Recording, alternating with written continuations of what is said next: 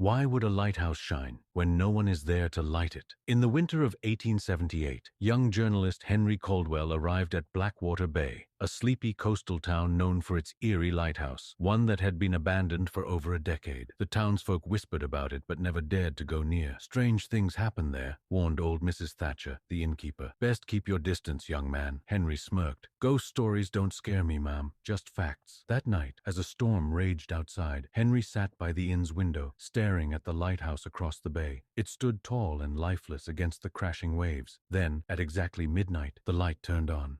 Henry nearly dropped his coffee. He blinked, rubbed his eyes, but the golden beam continued to sweep across the water, steady and bright. Impossible. The lighthouse had no keeper, no working lantern. It was empty. The next morning, determined to uncover the truth, Henry borrowed a small boat and rowed across the bay. The waves slapped against the wooden hull as he neared the towering structure. The lighthouse door creaked open with a ghostly groan. Inside, everything was covered in dust, untouched for years except for the footprints leading up the spiral staircase. Henry swallowed hard. "Hello?" His voice echoed through the empty tower. No answer, just the wind howling through the cracks. Slowly, he climbed. The stairs groaned beneath his weight. Higher and higher he went, until he reached the lantern room.